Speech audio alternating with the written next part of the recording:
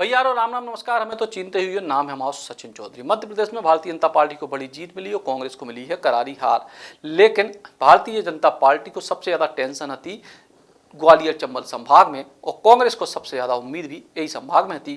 काय के ज्योतिरादित्य सिंधिया के जावे के बाद कांग्रेस को लगा तो कि जो उनको परंपरागत इलाकों है वो उनको सहयोग करे और भाजपा को जो लगत तो कि सिंधिया के आवे से उनको फायदा हुई है। लेकिन आखिर परिणाम कार्य जो विश्लेषण वाली बात है और परिणाम ये हैं कि 2018 के मुकाबले भारतीय जनता पार्टी की 11 सीटें बढ़ गई ग्वालियर चंबल संभाग में।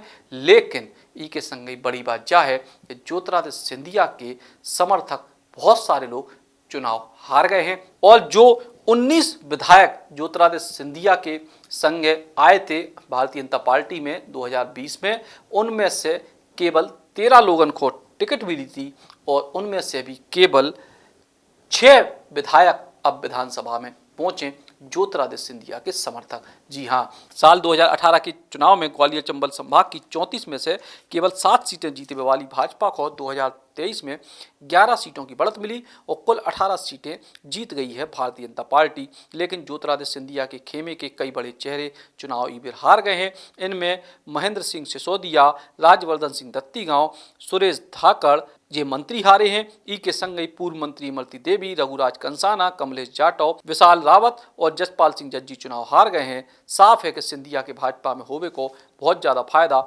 नहीं मिल पाओ है। ग्वालियर चंबल क्षेत्र में पिछले चुनाव में कांग्रेस को 26 सीटें मिली थी, भाजपा को 7, एक बसपा के खाते में गई। साल 2020 में अंचल की 16 सीटों पर उपचुनाव हो तो और इनमें भाजपा को 9 सीटें मिली। कांग्रेस पार्टी 7 सीटों पर वापसी कर पाई। ताजा नतीजों के बाद कांग्रेस 16 सीटों पर रह गई जबकि भाजपा 18 सीटें जीत के फायदे में पहुंच गई। ज्योतिरादित्य सिंधिया ने अपने समर्थकों को जिताने के लिए 70 सभाएं और रोड शो करे। इनके 13 समर्थकों को टिकट मिले, इनमें 6 जीते और जीतने वाले लोगों में शामिल हैं प्रद्युम्न सिंह तोमर, ब्रजेंद्र यादव, गोविंद सिंह राजपूत, प्रभुराम चौधरी, मनोज चौधरी और तुलसी सिलावट। और वहीं हारने वालों में हैं रघुराज कंसाना, मुरैना से अंबा से कमलेश जाटव, डबरा से इमरती देवी, पोहरी से सुरेश धाकड़, बमोरी से महेंद्र सिसोदिया, अशोकनगर से जसपाल सिंह जज्जी और बदनावर से राजवर्धन दत्तीगांव।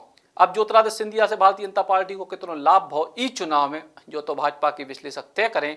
अब सवाल ही बात को है कि ई पूरे परिणाम को ज्योतिरादित्य सिंधिया की राजनीति पर क्या असर पड़े, क्या उनकी ताकत बढ़े या कम हुई है, जो समय बताए। Ram Ram. Eklavya University Damoh will guide you towards a bright future. 28 acres of lush green campus, largest campus of Bundelkhand, experienced and dedicated faculty. 50 future-ready courses taught in 12 different schools, separate courts and ground for sport, fully equipped lab and workshop, safe and fully equipped separate hostel for girls.